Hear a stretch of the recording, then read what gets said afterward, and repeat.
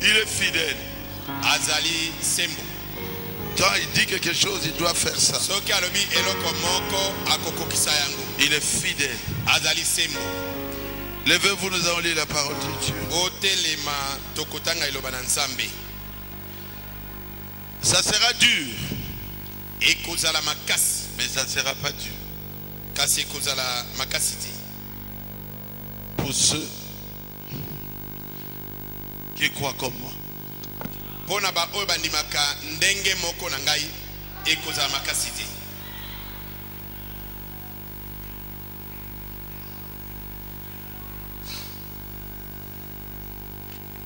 Allons dans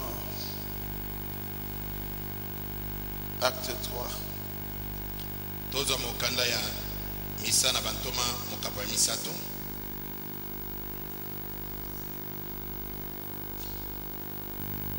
Depuis le verset 19. Kobanda na nzela ya zomi na libwa.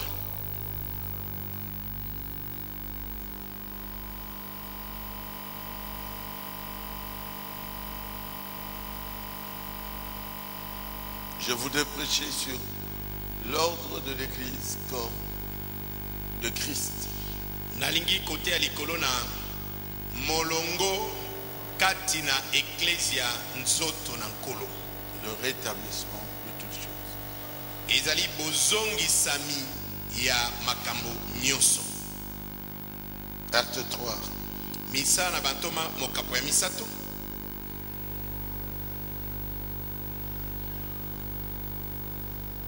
Je commence au verset 19. Nazobanda na nzela ya zomi na libwa. Répentez-vous donc et convertissez-vous pour que vos péchés soient effacés. Naboye bongola motema mpe bobutwa ete bopetwa na masumu na bino, Afin que des temps de rafraîchissement viennent de la part du Seigneur. ete ntango na kopema euta epai na nkolo, Et qu'il envoie celui qui vous a été destiné, Jésus-Christ, mpe atinda ye oyo abongisamelaki bino ye Yesu Kristo, que le ciel doit recevoir jusqu'au temps du rétablissement de toutes choses. oyo lola esengeli koyamba kino makambo nyonso ekozongisama, Dont Dieu a parlé anciennement par la bouche de ses saints prophètes d'autrefois. oyo Nzambe alobaka uta kalakala na monoko na basantu na ye bango basakoli. Seigneur Jésus, Kolo Yesu, je vais parler des choses un peu difficiles. nalingi nalobela makambo moko ya mwa makpasi. Je demande d'être avec moi. Nasengi yo oza elongo na ngai. Que toi-même tu expliques à ton peuple Yo moko olimboela libota na yo. l'ordre dans le corps de Christ. Molongo kati na nzoto na nkolo. Et bénis la parole qu'on vient de lire. Pe pambola liloba touti na kotanga. Déplacement. Longola ngai na nzela. Ouais-moi, Seigneur. Pakola ngai nkolo. Enseigne-nous Lakisa biso. ce que nous devons savoir Oyo biso tosengeli koyeba. de l'ordre de l'Église, Likolo na molongo na eklesia. corps de Christ. Nzoto na nkolo. Nous te le demandons dans le nom de Jésus-Christ. Tosengi yango na kombo na Yesu Kristo. Amen. Amen.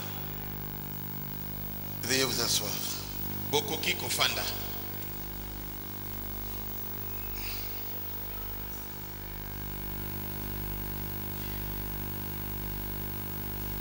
Je voudrais prêcher sur l'ordre. Nalingi nate ya likolo na molongo. Je prêcherai aujourd'hui sur l'ordre dans le corps de Christ. Na kote ya lelo molongo kati na nzoto na nkolo.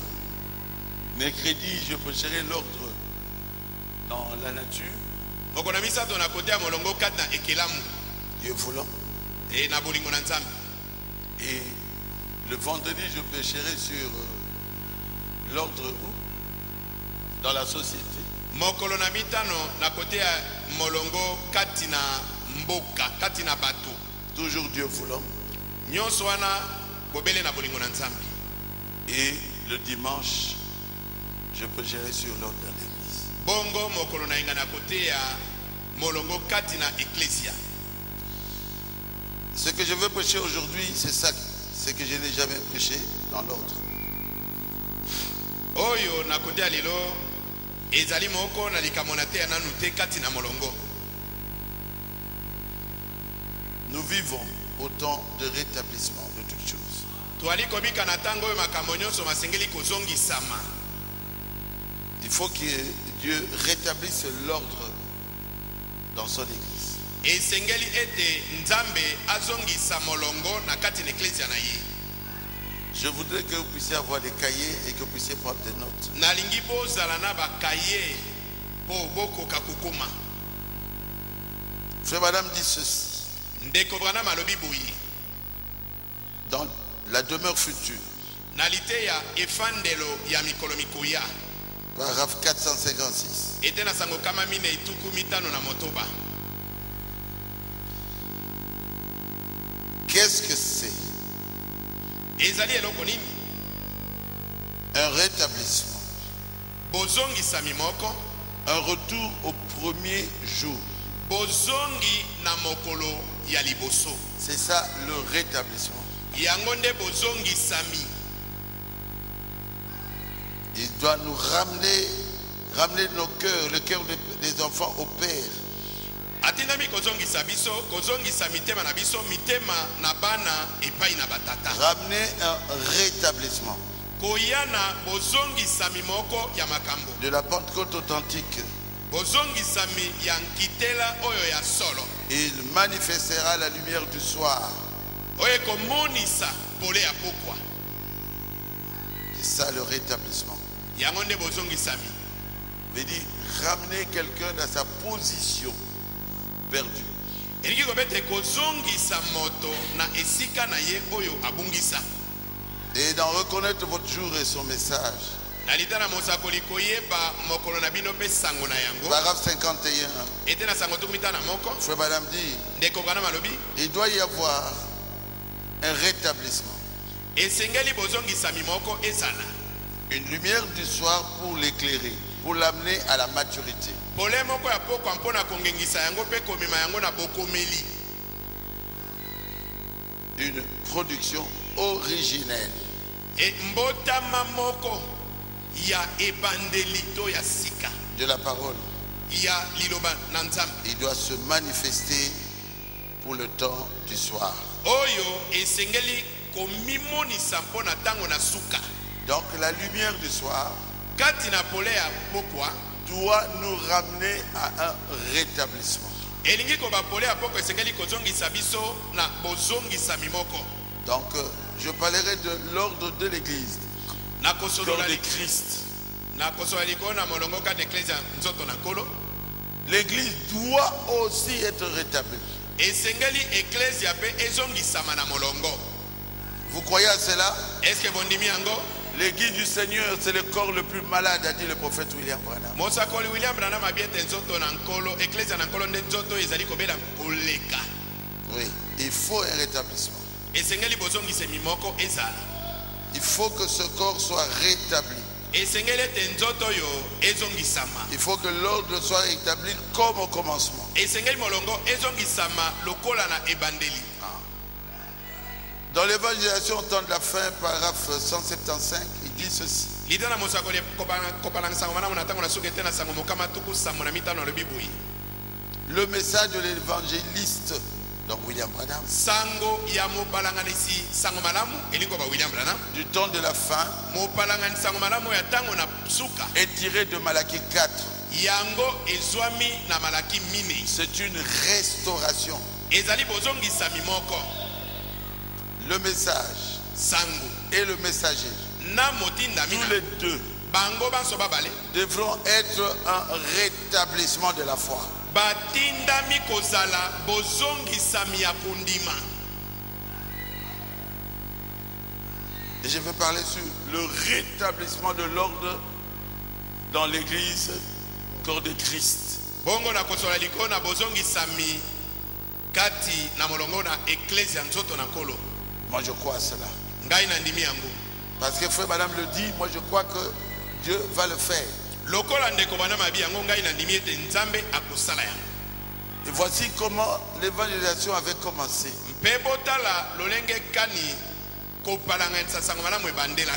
Au commencement, nous prendrons par exemple l'évangéliste Paul. Il allait partout où les portes s'ouvraient, où le Seigneur le conduisait. Et il prêchait le message de ce temps-là. Il prêchait Jésus. Et plusieurs se convertissaient. Et il commençait une église. Et dans chaque église, il plaçait un homme de confiance, reconnu comme pasteur. Ah, il a placé tel. Mais je ne peux placer qu'un homme de confiance. Si je place quelqu'un en qui je n'ai pas confiance, j'aurai des problèmes.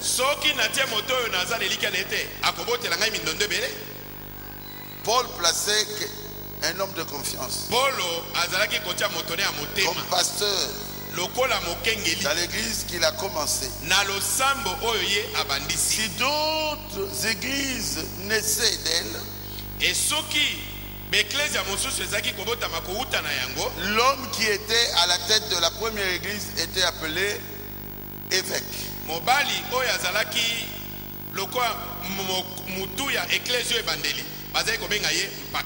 Je crois que ça vous connaissez.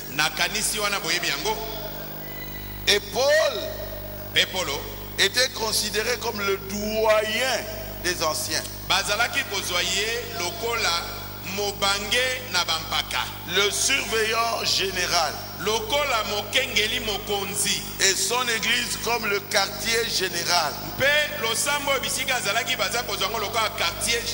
Et lorsqu'ils avaient des problèmes dans leurs églises,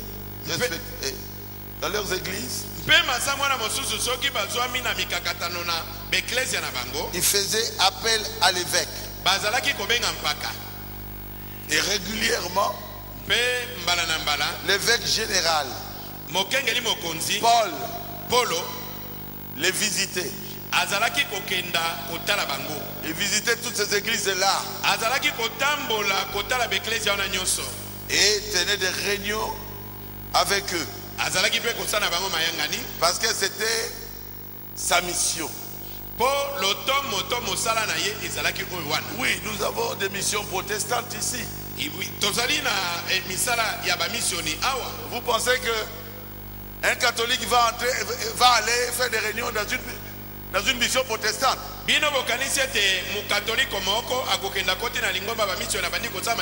Non. Pour une mission catholique,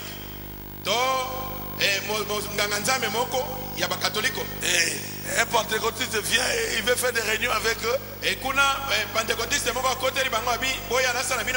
Ça ne marchera pas. Paul était le missionnaire.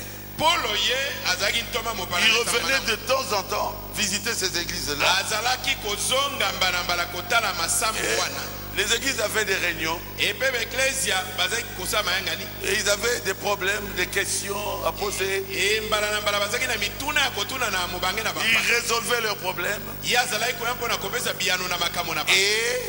ils répondaient aux questions.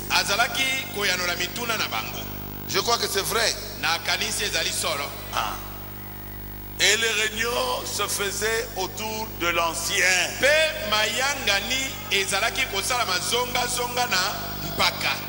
Nous allons appeler ici un Suisse. Pour faire une réunion ici autour des anciens, autour des serviteurs de Dieu. Est-ce que l'église Yayo? Est-ce que c'est ton église à toi? Non.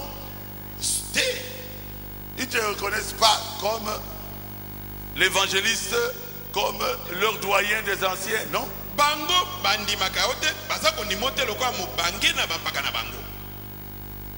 Jusque-là, vous me comprenez? C'était les églises de Paul. Et Paul avait le droit de les visiter régulièrement. Mais un jour, vous êtes avec moi? Est-ce que vous êtes Paul leur dira, ah Jésus, je dois partir. Vous ne me verrez plus. Je crois que vous avez des Bibles. Prenez Acte. Chapitre 20. Nous lirons depuis le verset 17. Nous lirons 17 et 27.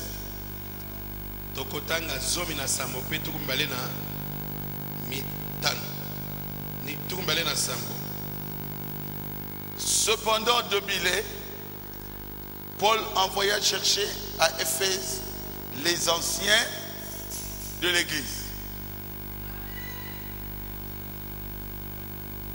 Je suis à 17, 27.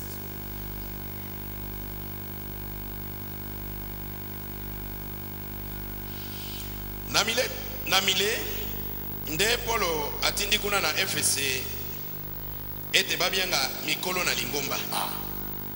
Il a appelé les évêques.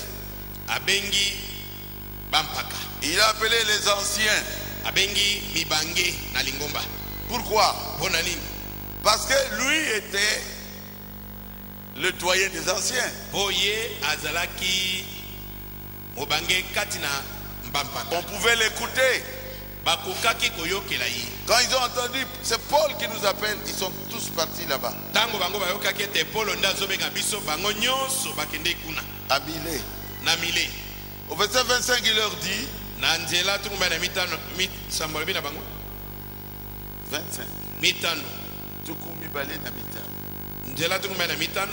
Et maintenant voici, je sais que vous ne me verrez plus, vous ne verrez plus mon visage.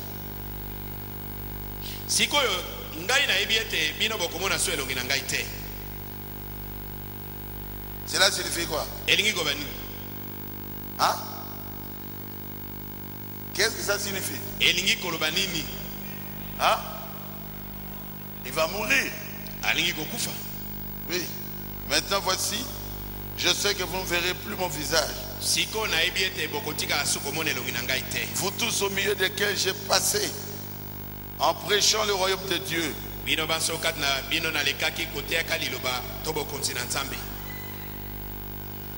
Il dit, c'est pourquoi je vous déclare aujourd'hui que je suis pur du sang de vous tous.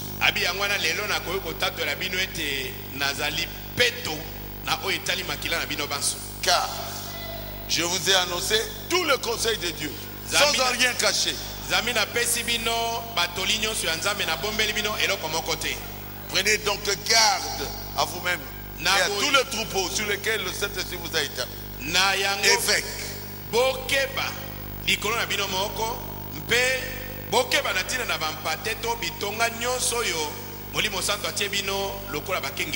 Donc lui, il était au-dessus d'eux. C'était son travail.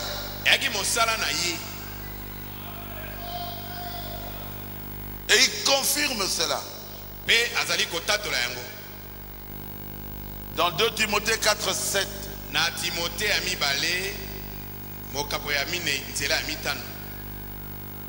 J'ai combattu le bon combat. J'ai achevé la course.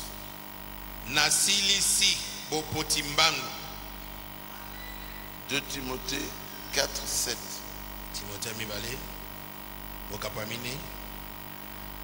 Vous y êtes? J'ai combattu le bon combat. J'ai achevé la course. J'ai gardé la foi. nabateli kondima. Désormais, la couronne de justice m'est réservée. Uta sasa ipi motole na boyenge benezali esili koboma melangai. Le Seigneur, le juste juge, me la donnera dans ce jour-là. Mosambisi ya sembo akopesa ngango na mokolo wana. Et non pas à moi. Non seulement à moi, mais encore à tous ceux qui auront aimé son avènement. Kaka na ngai moko te, kasi akopesa pe yango na bo nyonso bakozala basepelaki na bomona na ye. J'ai combattu le bon combat. Na bunde tuma malamu. J'ai achevé quoi? La course. Na silisi mobemo na ngai. Donc Paul annonce sa mort. Elingo bete Son Paulo départ. azali kosakwela bato liwa na ye bokei na ye. Mais il ne pouvait pas aller comme ça. Mais akokaki kokenda bongo te. Il leur a montré, il leur avait dit tout ce qu'il pouvait leur dire. Alobelaki bango batoni nyonso akokaki kopesa bango. Il avait laissé les empreintes sur le sable du temps. Atikaki bilembo na matambe na ye na zelo na tango. Ils pouvaient voir comment il a marché, bakokaki komona ndenge ya tambolaki, comment il a prêché, bakoki komona ndenge ateyaki, comment il a vécu. ndenge nini abikelaki. Jésus-Christ est le même hier, aujourd'hui, éternellement. Yesu Kristo ndenge moko lobi loleki lelo pe libena libela. Amen. Amen. Il devait faire quoi? Asengele kosani. Il devait laisser les empreintes pour que quelqu'un d'autre puisse marcher dessus. Esengelaki atika bilemo na matambe po ete moto mosusu anyatela yango po ala na nzela na ye. Je veux lire dans ce rangé du côté de Jésus. Nakotanga na litana mosakoli kokamata ngambo na Yesu. Paragraphe 28. Ete na sango tukumbale na mwambe.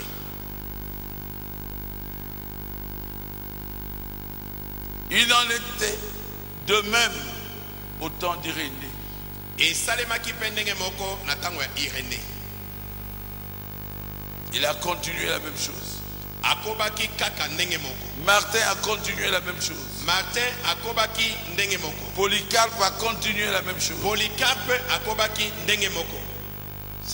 C'est ce qu'ils avaient tout au long des âges.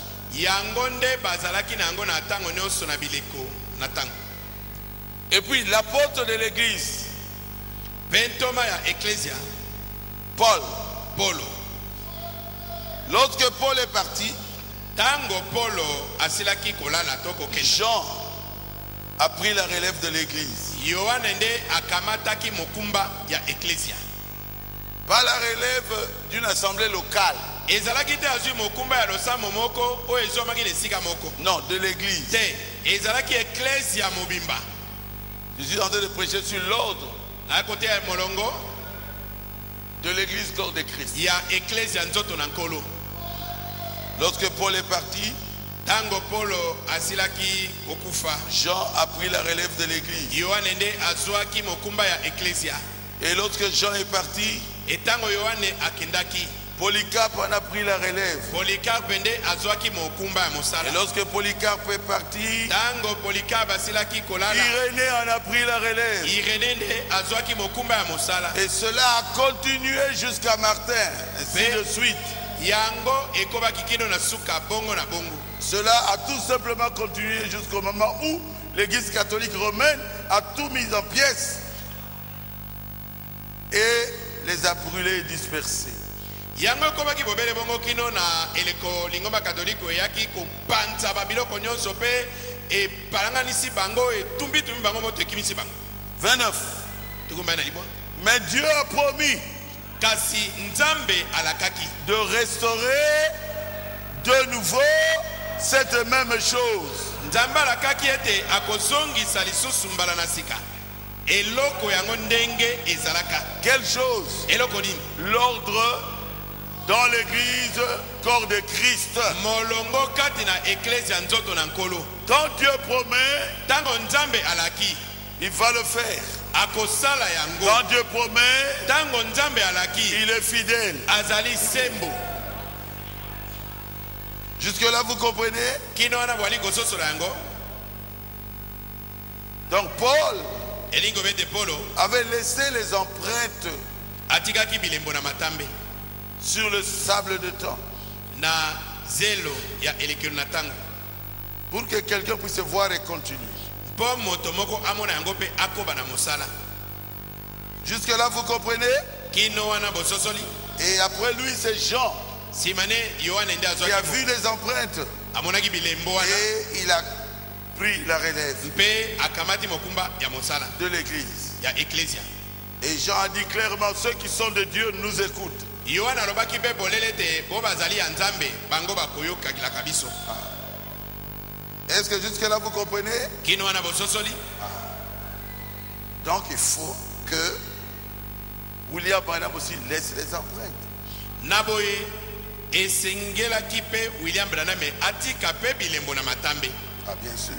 Iyo Il doit laisser les empreintes. esengeli atika bilembo na matambe. Le prophète William Branham est venu avec la lumière du soir Mosakoli William Branham ayei na pole ya pokwa pour restaurer pona kozongisa l'ordre dans l'église corps de Christ. molongo kati na eklezia nzoto na nkolo. Dieu lui a dit, Nzambe alobaki na ye fais l'œuvre d'un évangéliste. sala mosala ya mopalanganisi sango malamu. Et il commencera son église à Jeffersonville.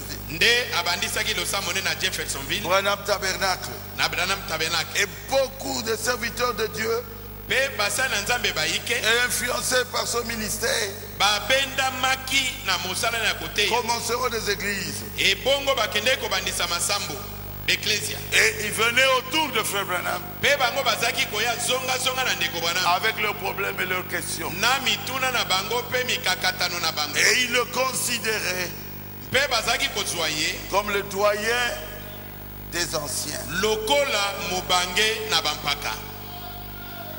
Est-ce que vous croyez à cela? Est-ce que bino bondimi yango? Oui.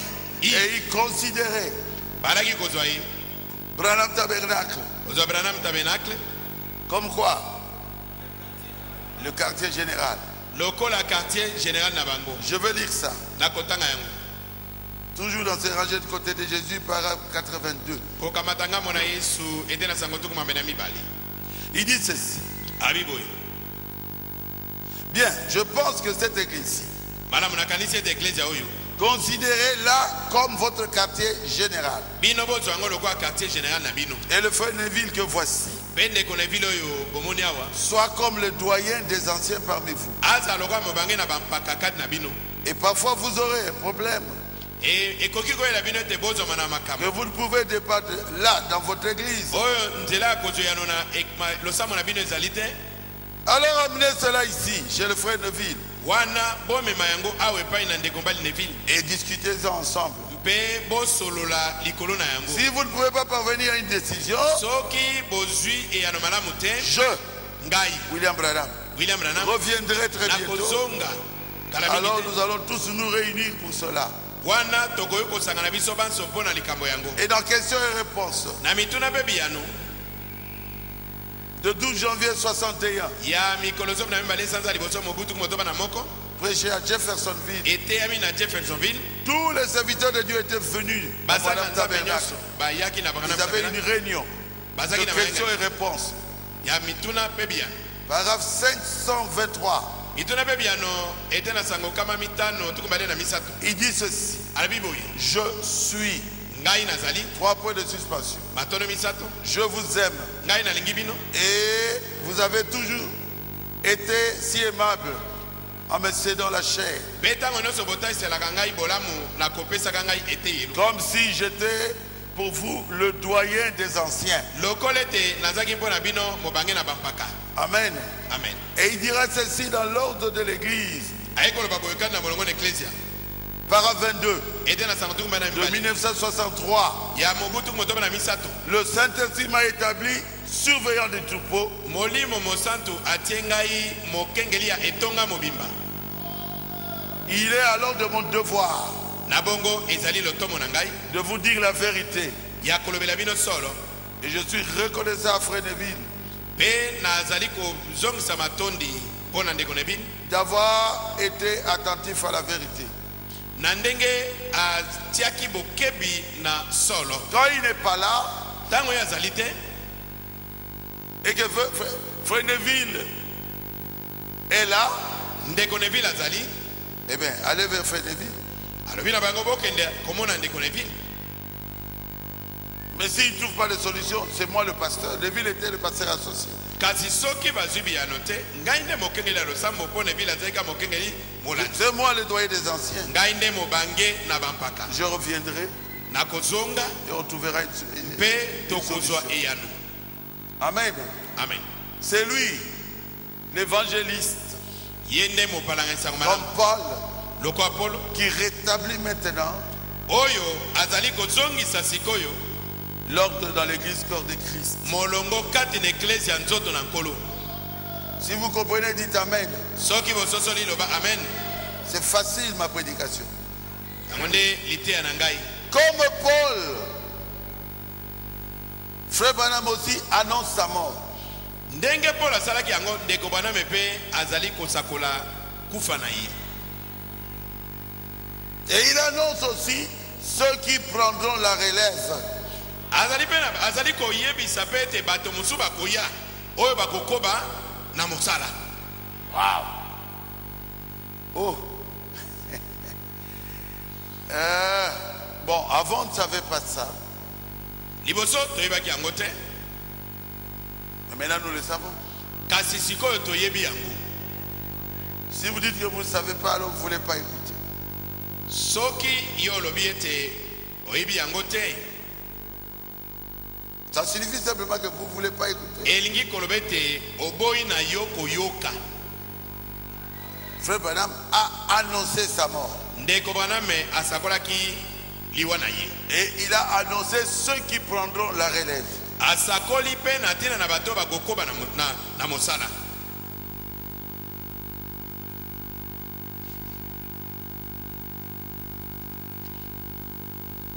Dans la prédication, c'est rangé du côté de Jésus, paragraphe 61. Nalite ya kokamatanga mona Yesu ete na sango tungo toba na moko. Il dit ceci. Alobi boye.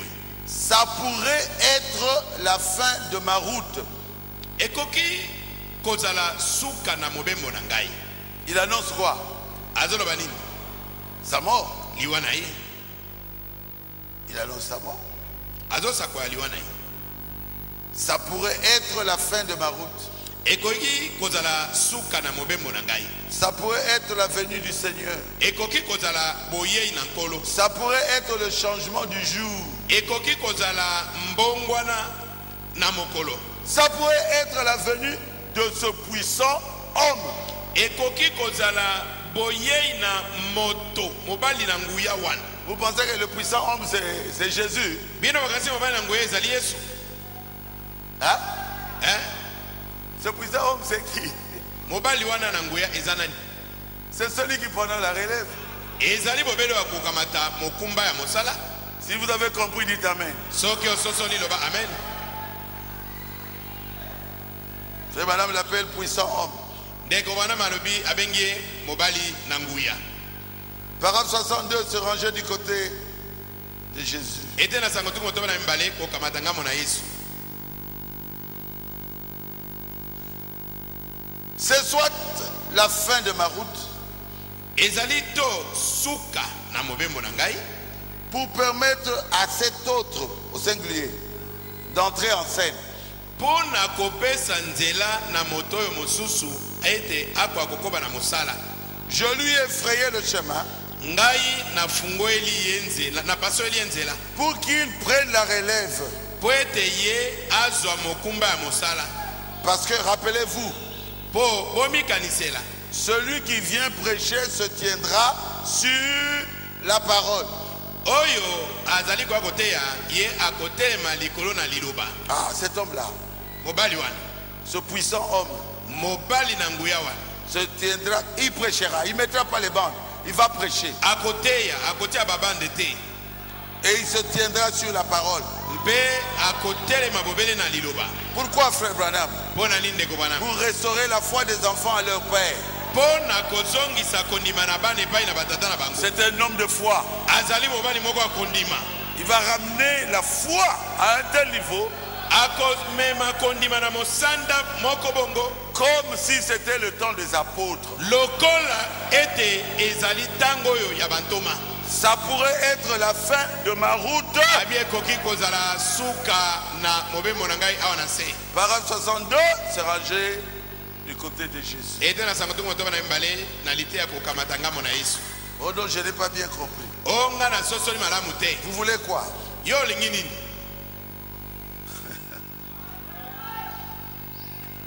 Ah, Seigneur, tu es merveilleux. Il dit ceci.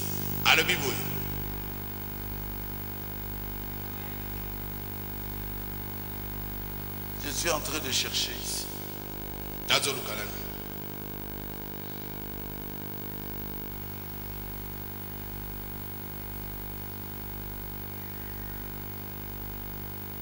Là où il va parler encore de cet homme.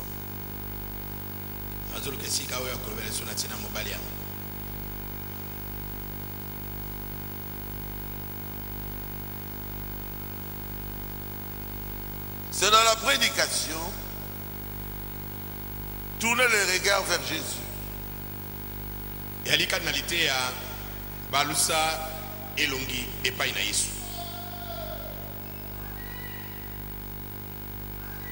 Paragraphe 33. Je construis peut-être une estrade pour que quelqu'un d'autre y monte.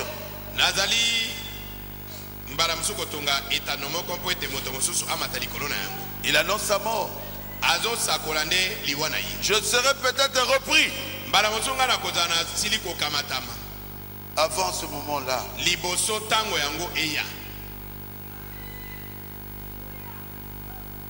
Amen.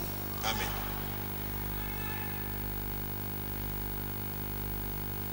Et dans le 7e psaume, paragraphe 326, il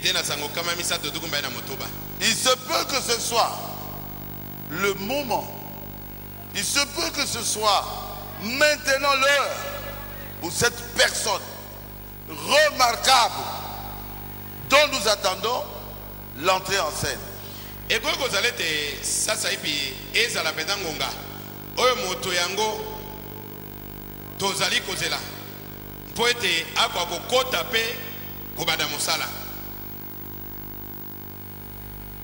Cette personne qui est remarquable.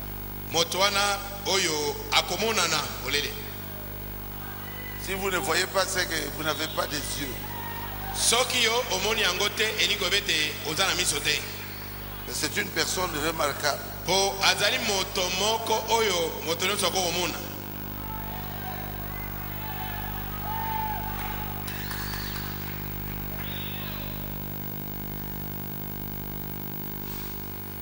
Donc il a parlé clairement.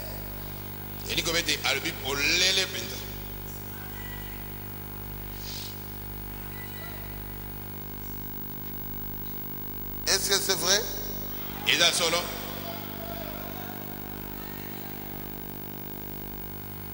Ah, Jésus. Oh, Jésus. C'est plein. Et Zali Bebo. Je dis bien plein, plein, plein, plein. Na lobi éviter na sango Zali Bebo. Qui montre cela. Oui, Zali Kotali Sayango.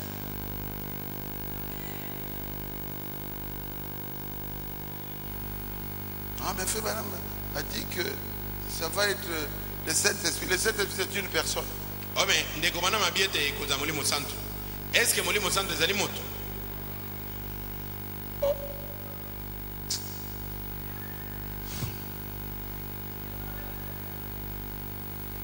Non, mais moi, je ne connaissais pas ça.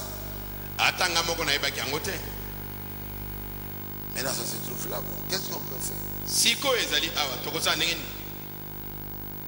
Et il doit remettre les paix à cette personne.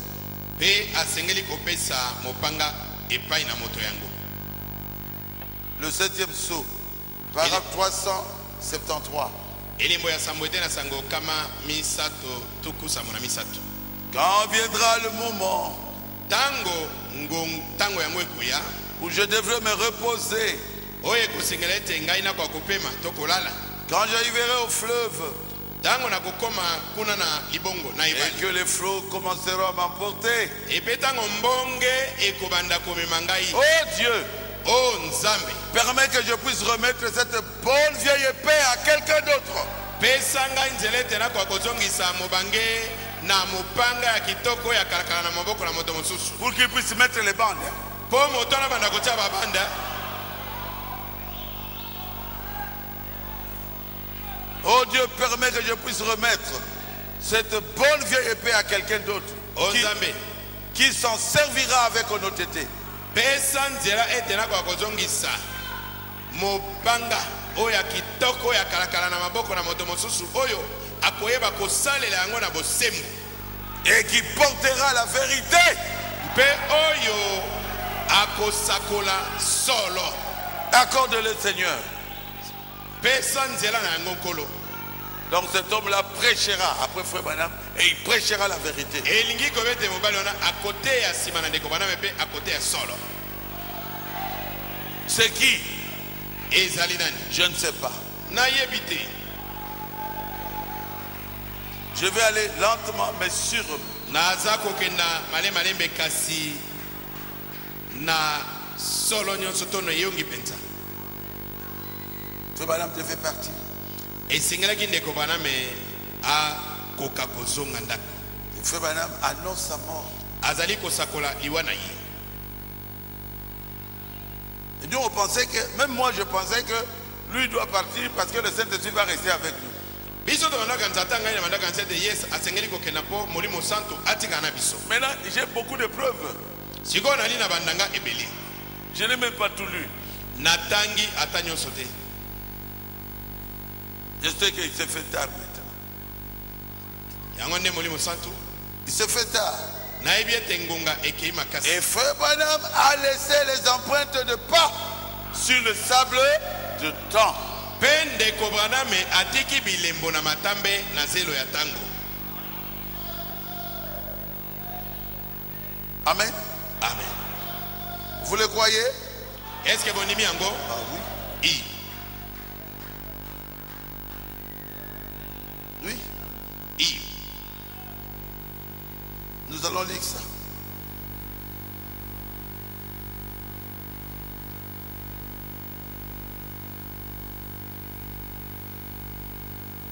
Dans ce rangé, paragraphe 34. Nalite akokamata ngambo na Kristo.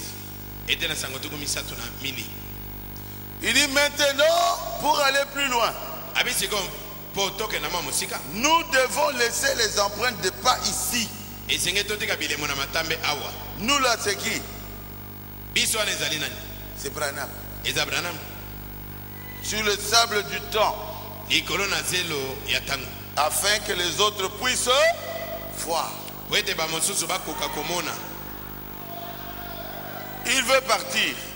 Ye alingi kokenda. Mais il dit, je dois laisser Kasi abi ete senge na tika les empreintes bilembo na matambe de pas ya matambe. sur le sable Na zelo du temps, ya elekio na tango. afin que les autres puissent voir. Po ete bamosusu bakoka komona. Nous, on n'a pas vu Frère Branham, Biso tomona ndeko Branham te. mais on a des brochures. Kasi toali na ba brochure. Nous voyons comment il a vécu. Tozali komona ndenge abikaki. Nous voyons les actes qu'il a posés. Tozali komona misala ya salaki. Nous voyons les miracles qui s'accomplissaient dans son ministère. Tozali komona makamu isio eza kosama na musala ya kote. Nous voyons Toali komona un homme Dieu sur la terre. moto nzambe awa na mokili. Alléluia. Amen. Bien qu'il n'était pas Dieu, Atako ndenge azalaki nzambe te. mais Dieu l'a accompagné d'une façon extraordinaire. Kasi nzambe atambolaki elongo na ye na libanda lolenge moko libanda na momesano. C'est ça les empreintes de pas. Yango nde bilembo na matambe. Vous pouvez voir ça très bien dans la biographie de Frère Branham. Okoki kotanga o malamu kanda mokanda oyo ekomi bomoi na ndeko Branham. Pour que quelqu'un d'autre puisse voir. po ete moto mosusu akoka komona Voir pourquoi? amona mpo na nini Pour le suivre. amona mpo alanda Pour ye faire exactement comme lui. asala penza lokola ye. Jésus qui est le même hier, aujourd'hui, éternellement. Yesu Kristo aza ndenge moko lobi eleki lelo mpe libela na libela. C'est sûr, Jésus répondra. ezali solo penza Yesu akopesa yango Si vous faites exactement comme frère Branham. soki asali penza ndenge moko lokola ndeko Branham. Il priait, les malades étaient guéris. ye azali kobondela babeli bazobika. Il priait, les gens recevaient le baptême du Saint-Esprit. alaki kobondela bato bazozwa libati ya molimo santu. Il a prêché la vérité. ateyaki solo. Prêchons comme lui. biso mpe toteya lokola ye. Cherchons le Saint-Esprit comme lui. toluka molimo santu ndenge moko na ye. Baptisons au nom de Jésus comme lui. tobatisa na kombo na Yesu lokola ye. Il a laissé les empreintes. atiki bilemo na matambe. Vous pensez que vous allez suivre là où il a vécu pour qu'on mette les empreintes comme on met en Israël? okanisi ete esengeli okenda bisika ya bikela mpo bato babanda kotia mwa bilembo na nkoma ndenge basali yango na Israel te. Il faut lire les brochures. esengeli nde kotanga babrochure. Il faut lire la biographie. esengeli kotanga mokanda na liso na bomoi na ye. Il faut lire la vie de frère Branham esengeli kotanga bomoi ya ndeko Branham pour savoir comment faire quand on est devant une certaine difficulté. mpona koyeba ndenge nini okoki kosala so okutami liboso na kokoso moko. Quelqu'un peut dire Amen amen. et agir exactement comme lui. mpe kosala makambo mpenza ndenge moko na ye. Se ranger du côté de Jésus, paragraphe 34. kokamata ngambo na Yesu ete na sango tuku misatu na. Mais maintenant, pour aller plus loin, nous devons laisser les empreintes de pas ici, sur le sable du temps. sikoyo mpona kelema mosika esengeli totika bilemo na matambe awa likolo na zelo na ntango. Afin que les autres puissent voir. po ete bato mosusu bakoka komona yango. Ce n'est pas maintenant le temps de Paul. sikoyo eza ntango na Polo te. Amen. amen. L'église catholique avait tout embrouillé. lingomba katolike otiaki mobulu kati na nyonso. Il avait mis les papes, les cardinaux, et ainsi de suite. batiaki bapapa bakardinaux mpe bongo na bongo. Amen. Mais maintenant, c'est différent.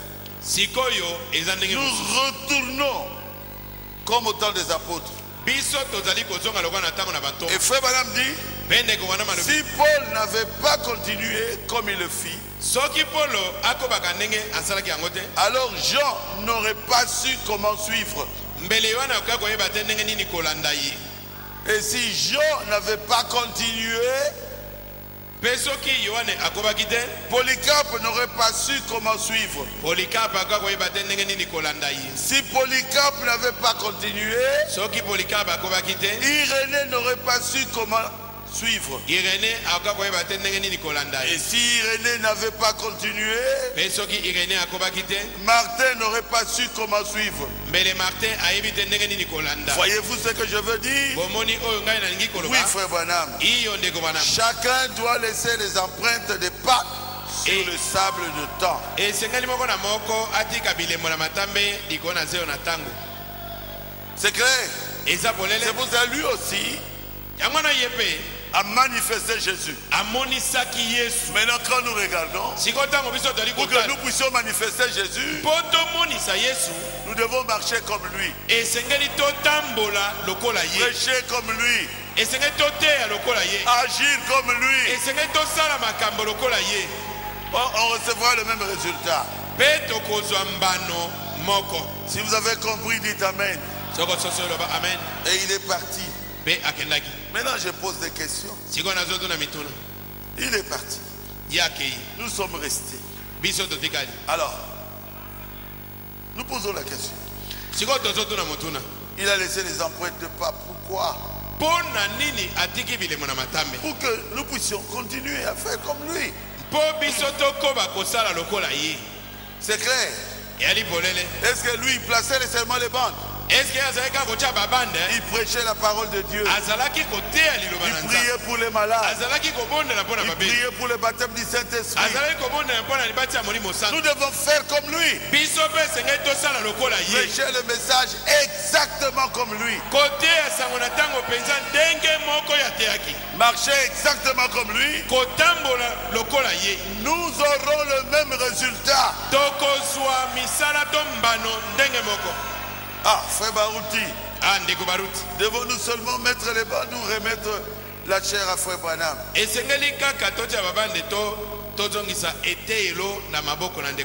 Oui, il y a une doctrine qui circule. Pour remettre la chair à frère Branham.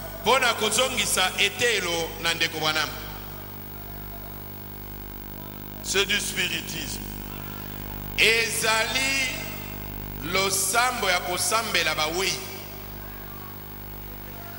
C'est le spiritisme. Le Dieu d'Abraham. Quand Abraham est mort, il est devenu le Dieu d'Isaac. Et quand Isaac est mort, il est devenu le Dieu de Jacob.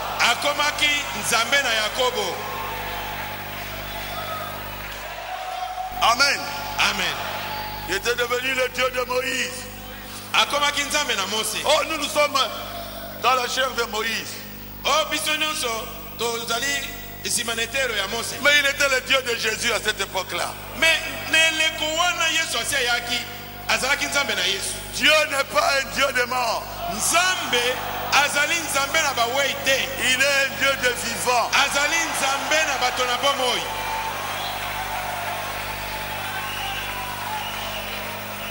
Vous remettez la chair à qui? Abraham. Mais il est mort.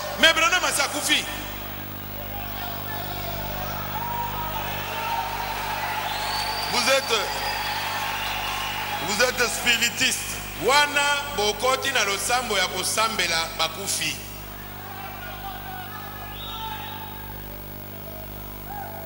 Frère Branham dit dans la reine de Séba, tous ceux qui communient avec les morts, c'est du spiritisme. La reine de Séba, paragraphe 9. Il n'y a pas de médiateur entre Dieu et les hommes. Si ce n'est Jésus-Christ, homme, c'est tout. On fait maintenant va être notre médiateur.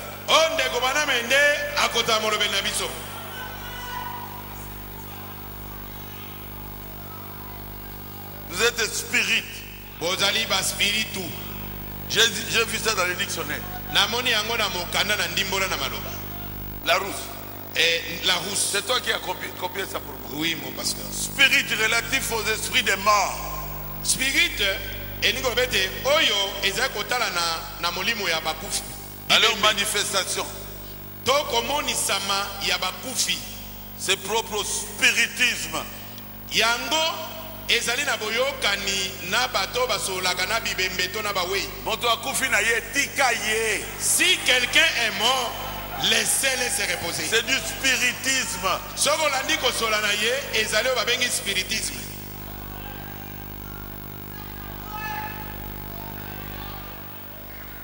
Amen.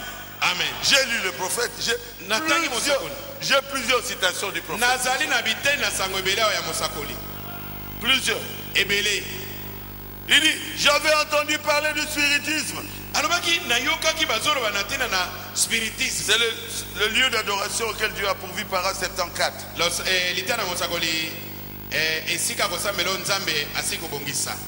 J'avais souvent entendu parler du spiritisme. Du diable. Le spiritisme. Mais quand vous entrez en contact avec les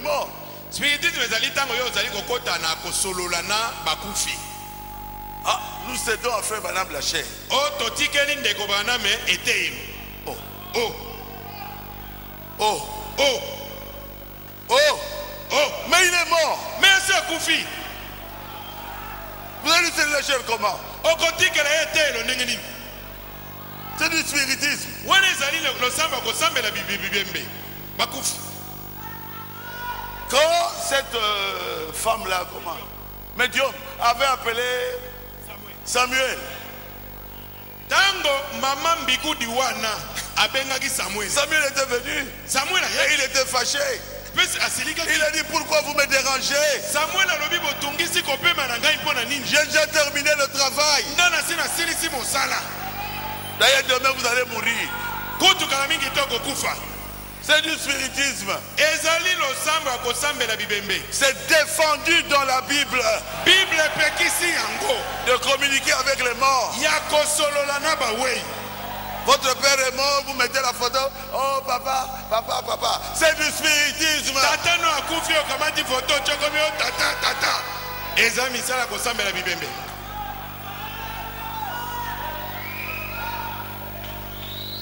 Est-ce que vous me comprenez? Est-ce que vous allez construire sur l'angaï?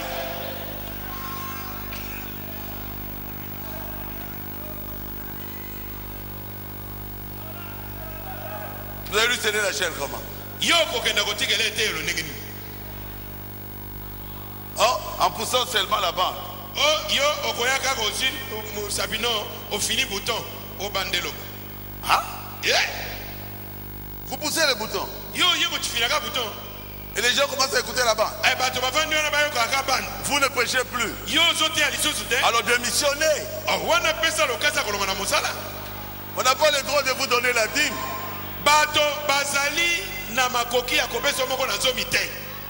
Envoyez la dîme à frère Branham. Par la voix de Dieu. Par la voix de Dieu. Non, c'est là la voix de Dieu. Non. Non, la voix de Dieu. La voix de Dieu voulait l'aider, vous l'aidez. La voix de Dieu, ceux qui vont dire que vous mettez Branham comme votre pasteur. Mais envoyez la dîme à votre pasteur.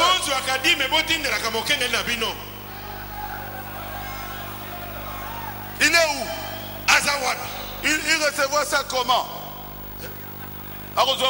Et comment va-t-il faire pour avoir cette dîme-là?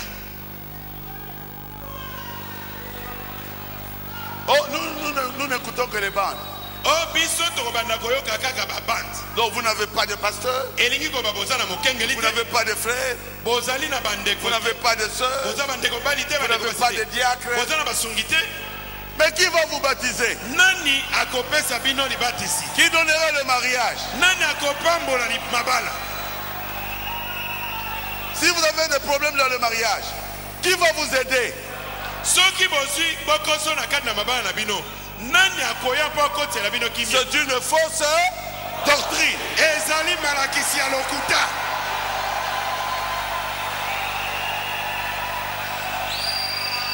Les bandes c'est bien.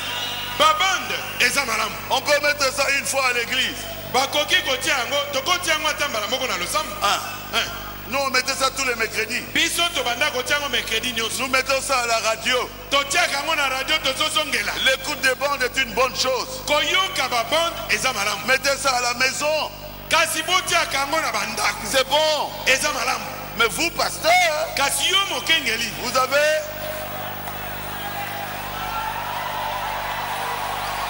la prédication. Mosala na yo eza ya kote ya liloba pour édifier le corps de Christ. Pona kolendisa nzoto na nkolo.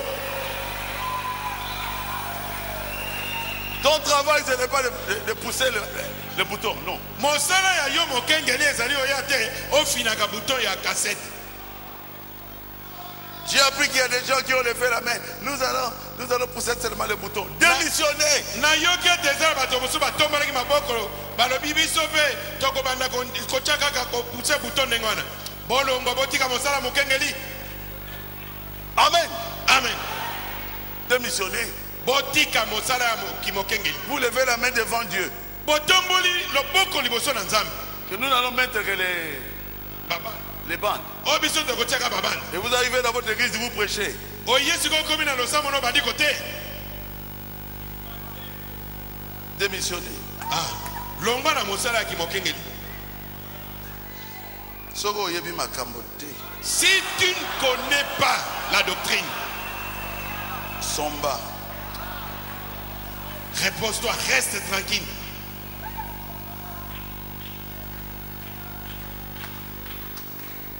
Le travail que nous avons, Mosala tozali na yango, c'est un travail difficile. eza mosala moko ya pasi.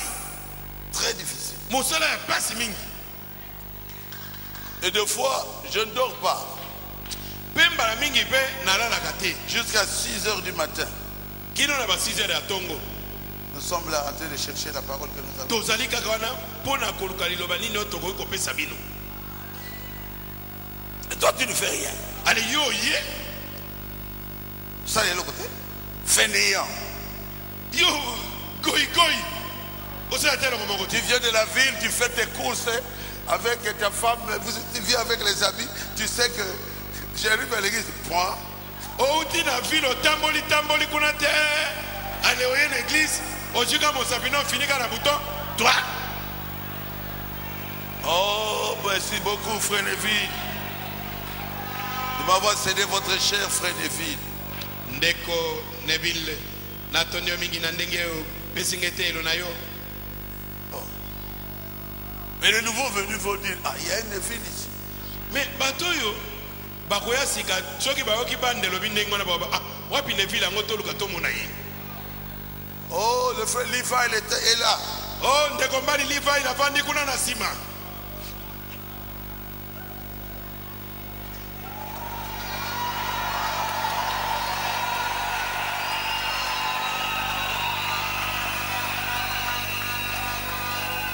Oh, merci frère Levi. Oh ndeko mbali Levi natondi yo. Merci d'être venu. Natondi yo na ndenge oye. Oh, aujourd'hui il neige, hein? Ah, Le temps est très mauvais. lelo mbula matanda leza konoka.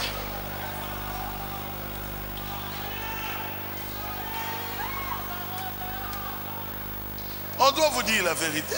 Esengeli tolobela bino solo.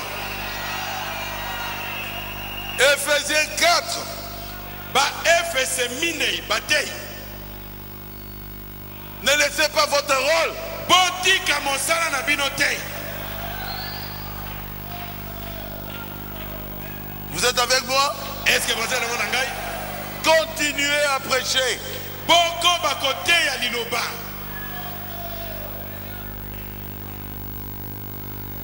Oh non, on nous a dit Ote balobi na biso. de pousser seulement le bouton. Oto finagaga bouton. Alors démissionnez. Ah wana siko pesa lokasa kolonga na musala. C'est quel travail là? Musala nini wana? Moi je connais pas ça. Ngana bi musala bongo ta ko fina bouton. Vous voulez qu'on pose la question à frère Branham?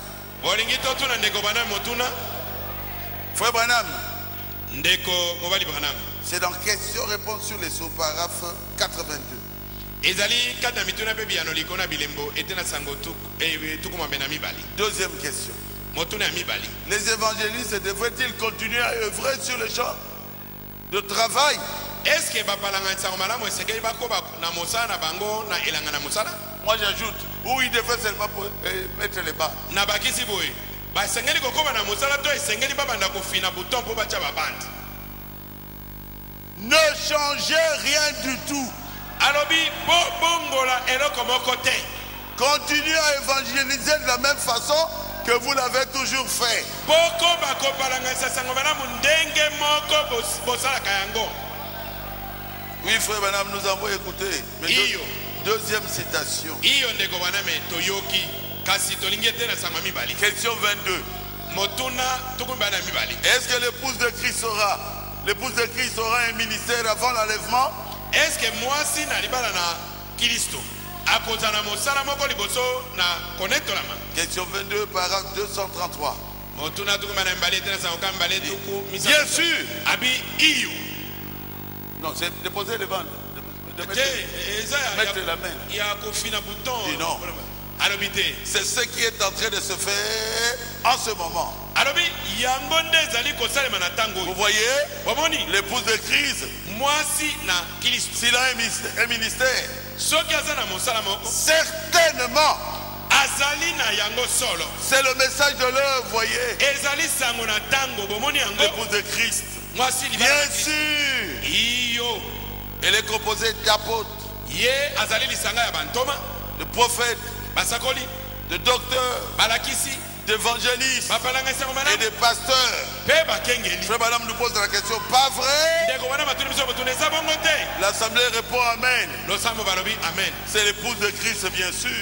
ezali mwasi na eba na Kristo solo, Elle a un ministère, azali na mosala moko, un grand ministère, mosala moko ya monene, le ministère de l'heure. mosala oyo ya ntango. Mais il Ya ele. sera tellement humble. alobi kasi akozala na komikitisa mingi.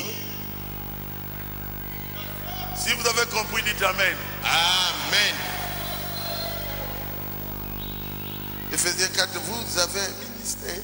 bino batei ozali na mosala, C'est le message de l'heure. ezali sango na ntango. Soyez humble. bozala na komikitisa. Ah, frère Baouti, ndeko baruti j'ai toujours des questions. mituna nano esili ngai te, J'ai toujours des questions. nazaka na mituna. Est-ce que vraiment frère Banam est parti? Et après, vous avez dit ne changez rien. Frère Banam a dit ne changez rien, continuez. Montrez-moi ça clairement. eske ya solo mpenza ndenge ndeko bwana akei olobi ete abibo bongo eloko moko te bokoba lakisanga na makambo yango na ndenge ya polele. Il dit frère Banam a des auxiliaires. alobi ndeko baname azali na baninga ya mosala. Vous croyez à cela? bino bondimi yango? Ce n'est pas moi. eza ngai te.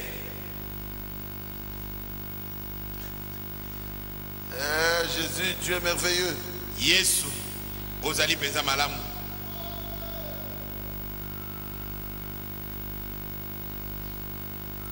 Le septième, comment on appelle ça encore? Ça. Et c'est moi qui ai écrit ça. mokanda oyo ya bilembo sambo na eklesi eske ngambo nakomi yango? À la page 223. na lokasa kama mbale tuku mbaye na misato. Il dit ceci. ye alobi boye, Or Dieu a suscité non seulement des messagers nzoka nde nzambe atelemisaki kaka batindami pamba te pour chaque âge. mpo na eleko moko na moko, Il a également suscité des merveilleux auxiliaires ye atelemisaki mpe baninga malamu ya mosala pour ces messagers. mpo na batindami wana. Il a donné à chaque âge apesi na eleko moko na moko des merveilleux hommes de Dieu bato malamu, bato na nzambe ya malamu qui ont fait tout leur possible oyo basalaki na makoki na bango nyonso pour ramener l'église à Dieu. mpo na kozongisa eklesia epai na nzambe. I. Le frère Banam, c'est le messager de cet âge. ndeko bwana meye nde motindami eleko oyo. Quand il dit comme ça, c'est que lui aussi il a des merveilleux auxiliaires. soki alobi boye seke ye mpe azali na baninga malamu ya mosala. Là c'est simple. wana ezali pete, Je suis l'un d'eux. ngai nazali moko kati na bango Parce que c'est au pluriel. mpo ezali na boyike. I. Même s'il est parti, ata soki asili kokenda nous sommes là. biso tozali wana Les merveilleux auxiliaires. baninga malamu ya mosala. Pour faire quoi? mpo na kozala nini? Pour ramener l'église à Dieu. mpo na kozongisa eklesia epai na nzambe. Amen. Amen. Là c'est facile. wana ezali pete. Oh frère Banou, tu es un merveilleux auxiliaire. Oh, Le ndeko prophète William Branham. Ma réponse est oui. yo ozali moninga malamu ya mosala ya mosakoli William Marion Branham. eyano na ngai ezali ete iyo Mais vous le voyez. bino moko bozomona yango. Et à la page 156, mpe na lokasa mokama tukumita na motoba exposé de cet âge de l'église. bilembo bilekosa mon eklesia Il dit ceci. alobi boye, Nous retrouvons exactement le même modèle dans chaque âge. tozali kokuta elakisele moko oyo na eleko moko na moko. La lumière vient à travers un messager donné par Dieu dans une certaine région. Pole eyaka na nzela ya motindami moko na eleko moko yebani malamu na batomi balete. Amen. Amen. Ensuite, à partir de ce messager, Nasima kouta na motindami wana, la lumière se répand à travers le ministère d'autres personnes. Pole wana kokende kobalangana na nzela ya mosala na koteya ya bato mosusu. Et moi je suis là. Pengai nazali wana. Parce qu'ici il parle d'Éphésiens 4. Po awa azoloba na tina ba Efese amine. À partir de ce messager, Kouta na motindami wana, la lumière se répand à travers le ministère d'autres personnes pole ekopanzana na nzela ya mosala ya bato mosusu qui ont été fidèlement enseignés. boyo balakisamaki na lolenge moko ya sembo. Et je suis parmi ces gens-là. Pengai nazali kati na bato wana. Là c'est simple, non? Wana ezali pete. Mais il y a quelque chose de dur aussi. Kasi eza na eloko moko pe ya makasi. C'est quoi? Eza nini? Qu'est-ce qui est dur? Eloko nini ezali makasi? Hein?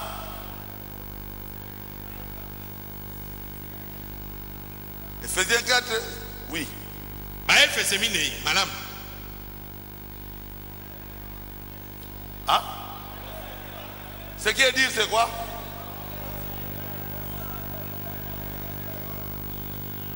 À quelqu'un d'autre.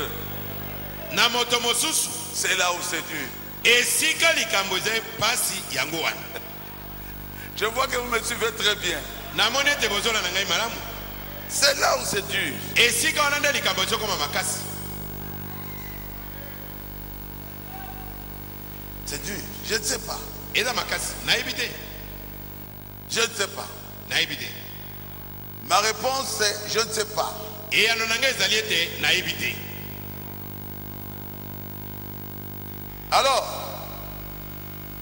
beaucoup de messagers Naboye batindami ebele ne savaient même pas qu'ils étaient messagers. bayebaki atate ete bazalaki batindami. Irénée ne savait pas qu'il était messager. Irene ayebaki te tazaki motindami. Est-ce que c'est vrai? Eda solo. Martin non plus ne le savait pas. Martin ayebaki pe te tazaki motindami. Colomba ne le savait pas. Kolomba pe ayebaki te. Même Luther ne savait pas qu'il était messager. Ata Luther ayebaki te tazaki motindami. Wesley ne savait pas qu'il était messager. Wesley ayebaki te tazaki motindami. Est-ce que vous le savez? Est-ce que boyebi yango? Amen. Il y a deux seulement qui savaient qu'ils étaient des messagers. Ezalaki kana batomi balende bayebaki ete bataki batindami. Paulo et frère Branham. Nandeko Branham. Pourquoi? Pona nini? Ils étaient des prophètes. Bango bazalaki basakoli. Mais quand on a posé la question à frère Branham, est-ce que le messager, c'est toi? Moto boko atunaki motuna ndeko Non, Branham. c'est dans...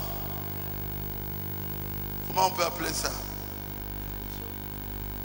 Là où on parle du messager. C'est ça, le messager de Laodicée. Et Frère Branham dit, c'est la page 315. na lokasa kama misatu na zomi na mitano baza koloba likona motindami. Le messager. Frère Branham dit, je doute fort qu'aucun âge ait véritablement reconnu le messager que Dieu lui avait envoyé.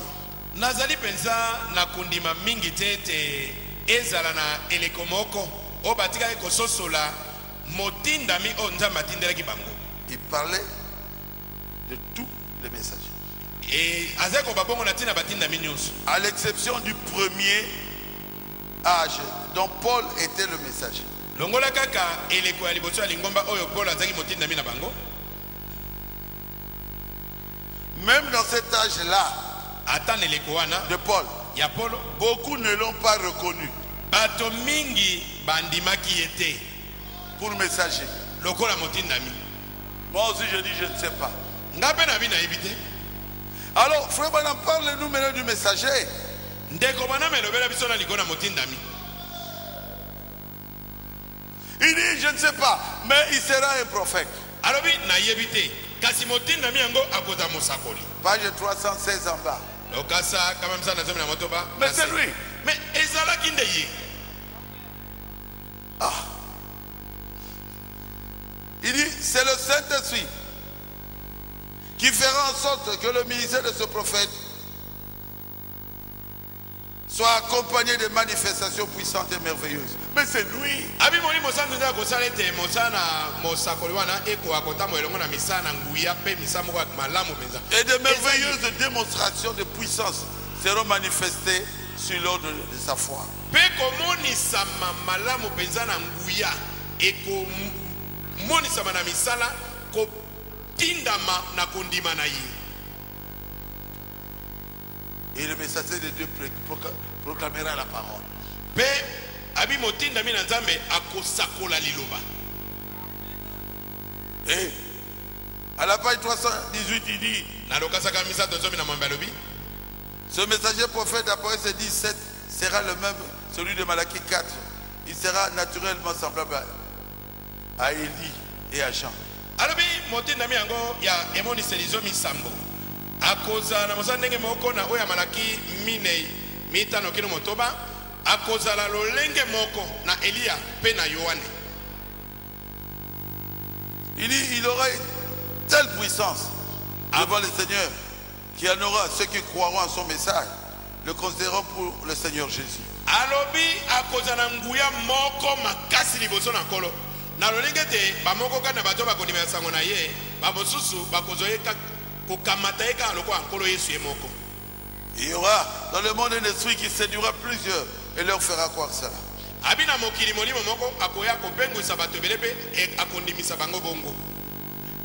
C'est lui. Et quand le livre est sorti, il était vivant en 65. Si on peut prendre ça. Il n'a pas mis son nom. Non. C'est pour dire je ne sais pas. Son nom n'est pas là.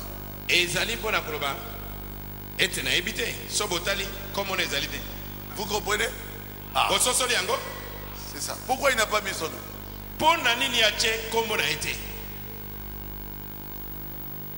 Je vous pose la question, pourquoi il n'avait pas mis son nom? Tout le monde est là.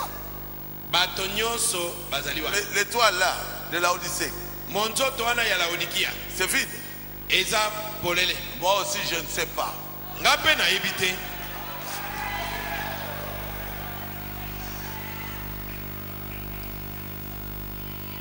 Vous me comprenez? Vous pensez que Frère Branham ne savait pas? Il savait qu'il était le messager.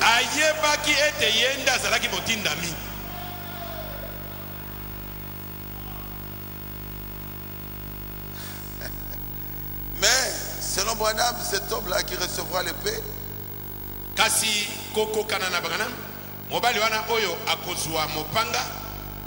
il doit avoir un ministère puissant. Et remarquable. Il doit avoir une grande foi. Et Dieu le confirmera d'une façon extraordinaire.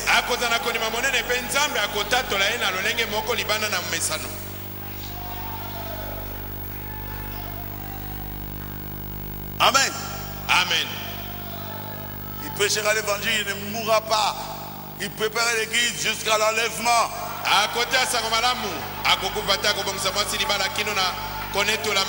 C'est qui? Je ne sais pas.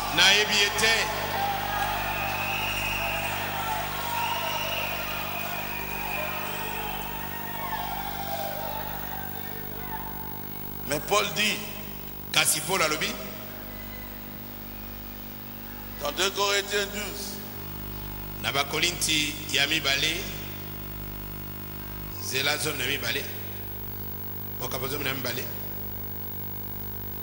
et c'est ça. 2 Corinthiens 12. Qu'est-ce que Paul dit?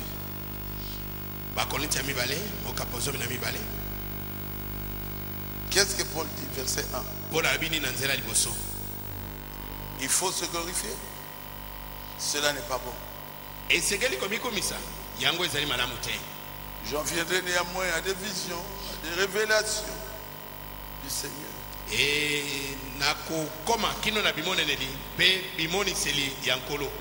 Je connais un homme. Je connais un homme.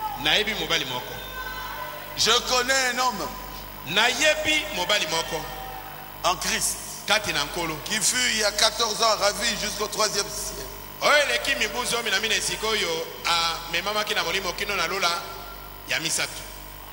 Si ce fut dans son corps, je ne sais. Si ce fut hors de son corps, je ne sais. Mais Dieu le sait. Je sais que cet homme, si ce fut dans son corps, ou sans son corps, je le sais. Mais Dieu le sait. Il fut enlevé dans le paradis. Et qu'il a entendu des paroles merveilleuses. 5. Je me glorifierai d'un talent. Mais de moi-même, je ne me glorifierai pas. Sinon de mes faiblesses.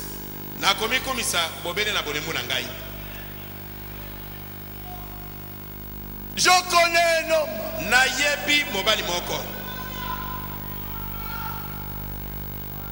qui a dit Batonasu. Reviens dans ce corps. Et Batonasu qui était mort est revenu à la vie.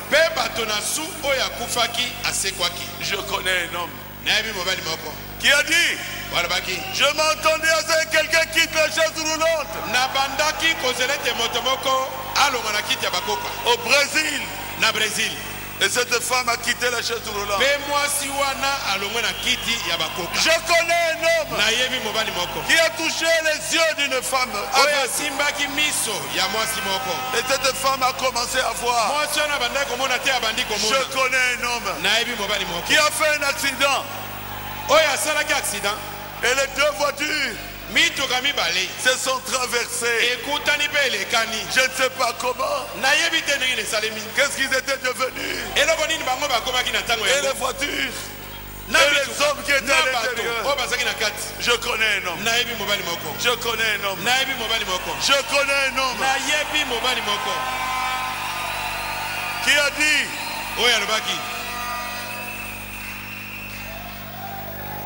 pluie, arrête de tomber. Et la pluie s'est arrêtée 5 fois, 6 fois. Je connais un homme. Je connais un homme. Cet homme-là, ce n'est pas moi, mais je le connais. Qui a dit à Papa Katembo, écrasé ici à Rigini, tous les dos brisés. Il dit lève-toi. Et cet homme qui était mort a ouvert les yeux. Ah, je connais un homme. Je connais un homme. Moi je me glorifierai seulement de mes faiblesses.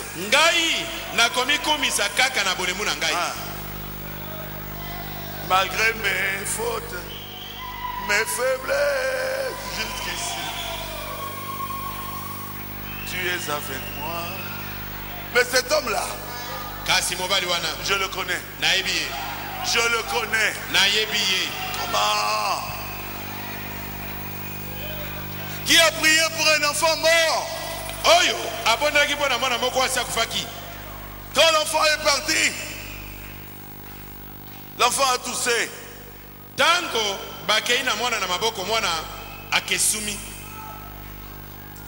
Je crois que cet enfant est ici. Je connais un homme. Et l'enfant a ouvert les yeux. L'enfant a ouvert les yeux. C'est une grande fille aujourd'hui.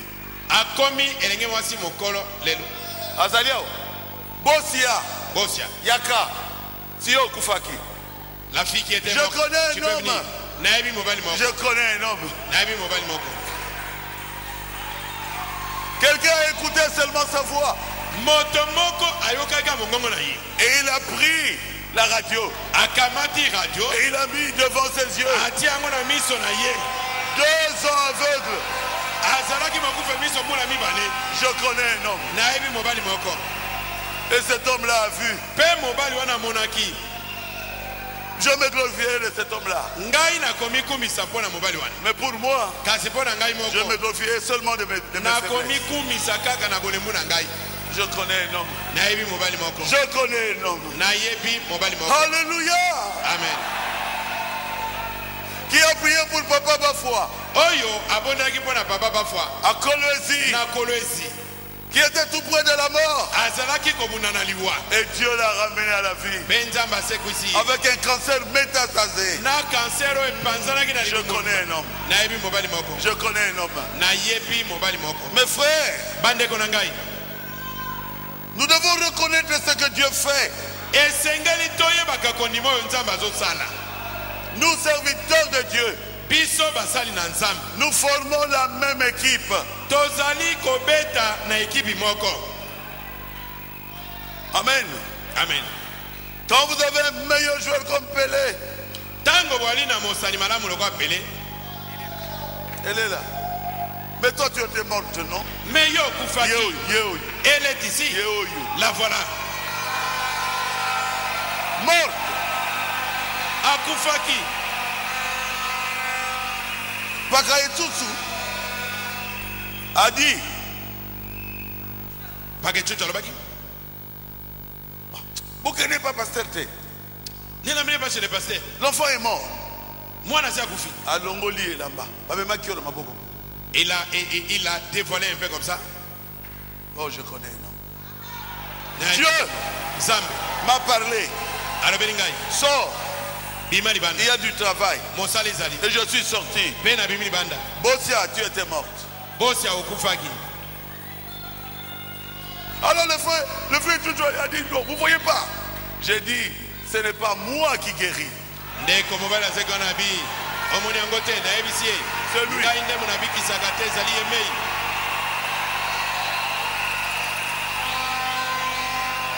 J'ai pris ma main. J'ai mis sur le corps de l'enfant mort. Ils l'ont ramené à la maison.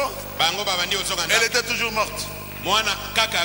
Juste devant, là où on avait écrit qu'elle est morte. Au clinique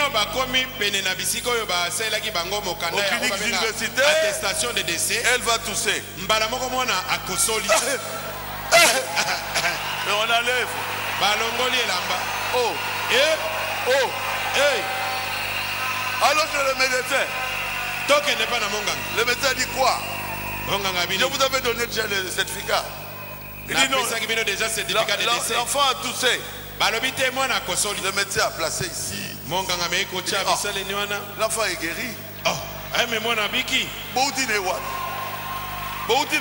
D'où est-ce que vous venez avec lui? Je connais un homme. Je connais un homme.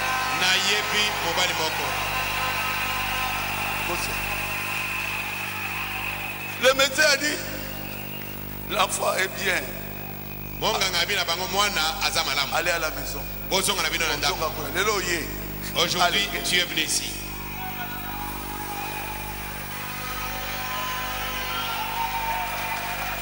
Quand vous avez Pelé dans votre équipe,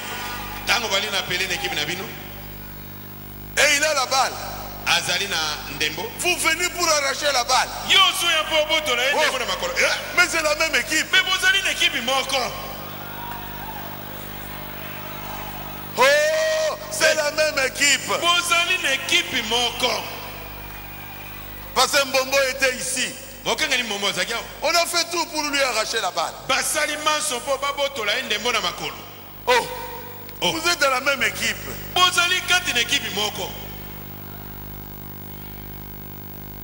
Quelqu'un peut dire Amen. Amen. Frère Branham me dit, quelle est cette équipe-là où votre coéquipier va avec la balle pour marquer le but, vous faites tout pour lui arracher la balle.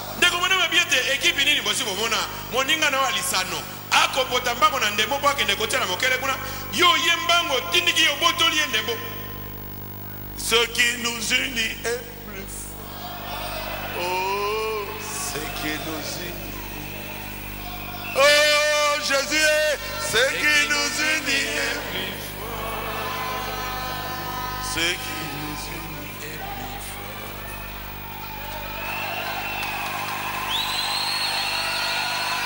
Qu'est-ce qui nous unit? Qu'est-ce qui nous unit? Le message. Honte à nous. Quand vous avez un grand joueur dans l'équipe, mais vous devez le protéger. Dieu a fait de toi gardien. Restez là, vers les poteaux. Nzambe atie yolokola gardien. Un TH. Le gardien veut aussi marquer le but. Gardien, est-ce que ça va marcher? Est-ce que Simba? C'est quelle équipe comme ça? Moi je suis le numéro 10. Numéro 10. Ah, quand j'ai la balle, le diable tremble au poteau.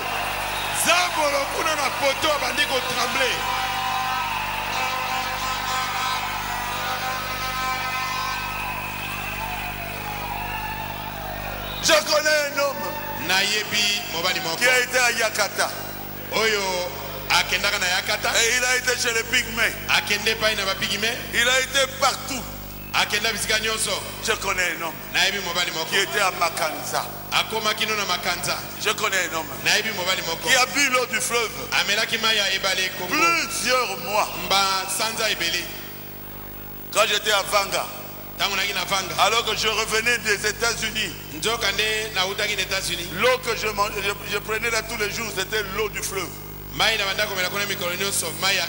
Je connais un homme, alléluia, qui était parti au ciel,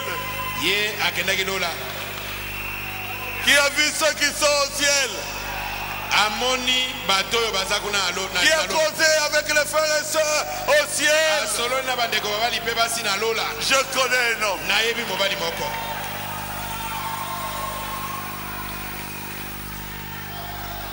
C'est pas moi. Mais Dieu lui a donné un grand ministère.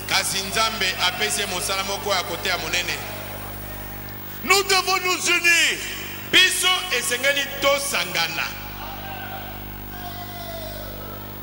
Nous devons devenir un. Nous qui croyons le message. Le soleil a commencé à l'est. Et le soleil est allé jusqu'à l'ouest. Aujourd'hui le soleil retourne. Là-bas ils sont dans la nuit. Le soleil brille maintenant en Afrique. Pour retourner encore à l'est. Frère Bonhomme dit, les Africains viendront prêcher le message aux Américains.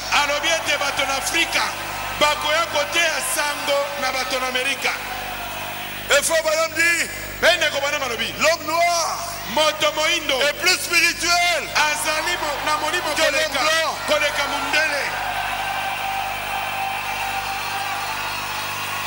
Et vous les appelez ici pour une réunion. Quelle réunion ils vont faire? Vous les appelez ici pour une réunion. Quelle réunion ils vont faire? Ils devraient commencer par évangéliser.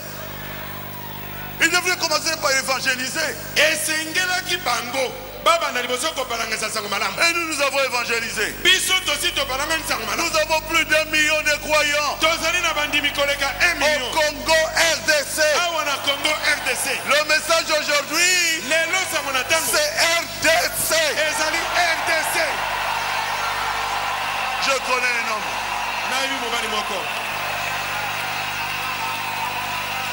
Je connais un homme qui a été chez les Pygmées, qui a embrassé les Pygmées, qui a vécu chez les Pygmées. Je connais un homme qui était à Yumbi avec les non-croyants, qui a embrassé ces non-croyants. Aujourd'hui, il y a de grandes églises à Yumbi. Je connais un homme qui a fait tous les 5 continents. L'Afrique, l'Asie, l'Europe, l'Amérique, Océanie, Australie. Vous pensez que c'est un hasard? Ce n'est pas un hasard. C'est Dieu. Dieu a un travail. Il vous emmènera partout. La gloire, l'honneur soit rendu à Jésus-Christ. Aujourd'hui et au siècle des siècles. Unissons-nous. Plus de combat. C'est l'année de la paix. Et vous les jeunes, vous nous avez fait beaucoup de mal. Et vous êtes nulle part aujourd'hui. Les jeunes pensaient qu'ils connaissaient plus que nous. Aujourd'hui, ils commencent à se marier en prêtant la main sur le Coran.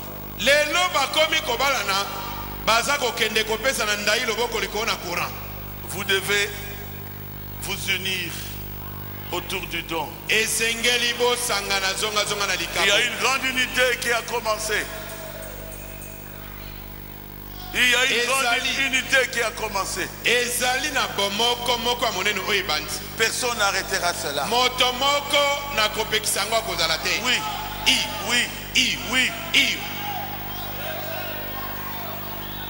Moi je crois que Dieu est en train d'unir son peuple. Il y a un homme qui n'est pas du message. Il s'appelle Étienne. Il a travaillé à Kouilungongo. Qui le connaît? Étienne. Il a dit, Pasteur Barout, mais c'est honteux. Même dans la dénomination, on ne se divise pas comme ça. Mais c'est vous qui avez la vérité. Mais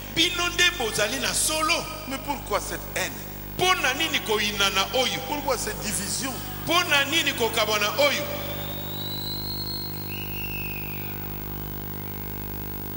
Ça doit s'arrêter. Quelqu'un est pasteur, il vous cède la chair, respectez-le. C'est tout. Maintenant, vous faites tout, vous retirez les gens. Mais là où vous êtes là, vous n'accepterez pas que quelqu'un vous fasse ça. Ce qui nous unit est plus fort. Ce qui nous unit est plus fort. Qui peut me chanter ça? Ce qui nous unit est plus fort. Et nous sommes dans la vérité. Le message de Frère Branham, c'est la vérité. J'ai prêché la vérité aujourd'hui. Croyez à cela. C'est tout. Croyez.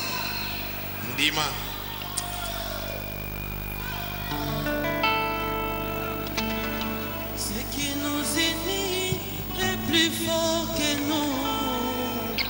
Ce sont les liens de perfection. Les messages de l'heure, les sons de l'agneau est plus fort que même nos familles. Ce qui nous unit est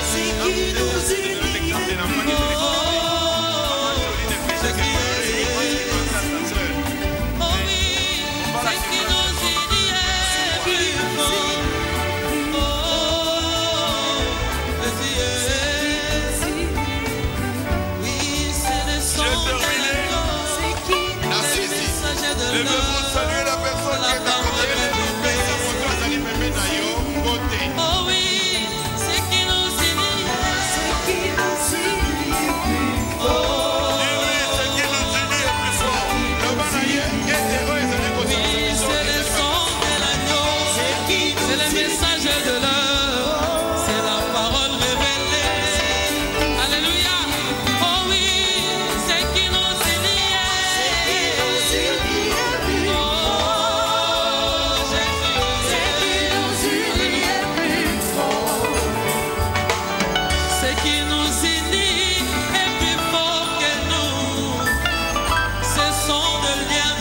perfection.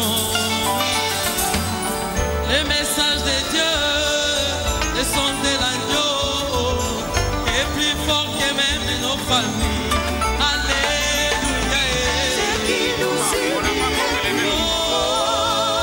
Ce qui nous unit est plus fort. Oh oui, ce qui nous unit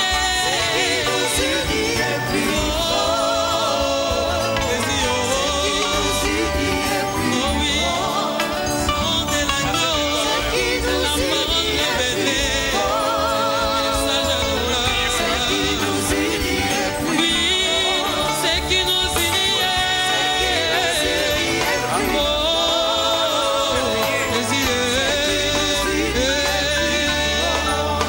Alléluia.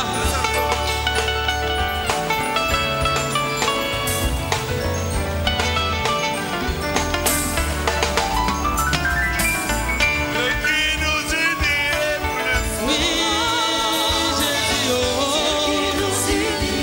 Oh oui, ce qui nous unit oh, Jésus, oh oui, c'est la parole révélée, le message de l'heure, le son de l'agneau. Oh, ce qui nous unit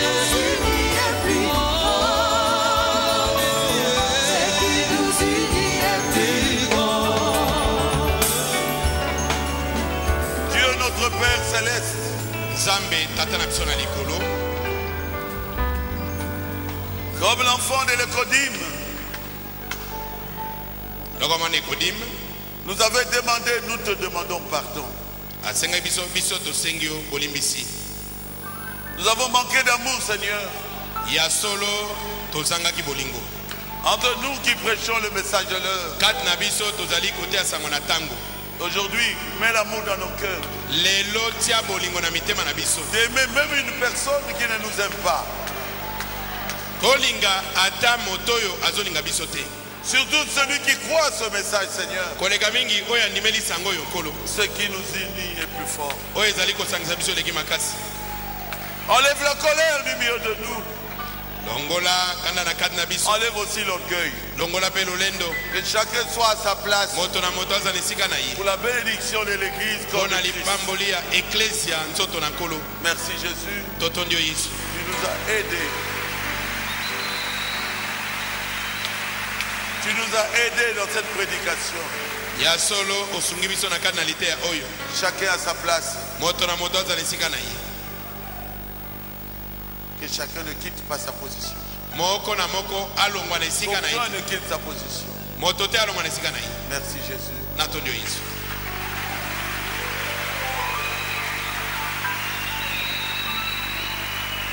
Nous devons aimer nos frères de Shekinah. esengeli tolinga bandeko na biso ya shikina Nos frères de l'Assemblée des élus. to bandeko na biso ya losambo ya lezeli Nos frères de partout. bandeko na biso ya bisika nyonso Nous voulons que l'amour demeure dans nos cœurs. tolingi bolingo ezala na mitema na biso Et que nous puissions continuer mpe biso tokoba la marche tout en sachant que Jésus revient. tokoba na mobembo oyo na koyeba malamu ete yesu azali kozonga Merci Jésus. natondi yo yesu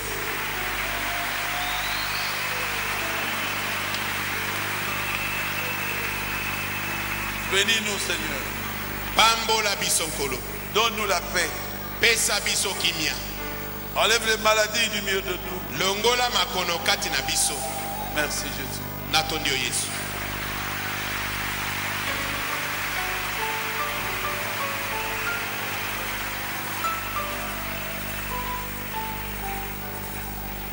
Et bénis tous ceux qui travaillent avec moi. mpe pambola baoyo nyonso bazali kosala mosala elongo na ngai Les pasteurs, bakengeli les administrateurs, banyangeli les diacres basungi et tous les autres. mpe bamosusu nyonso Bénis-les tous Seigneur. pambola bango Protège-les. banso nkolo Protège-les et leurs enfants. batela bango batela bana na bango Et bénis mpe pambola Baruti Tabernacle. baruti tabernacle mobimba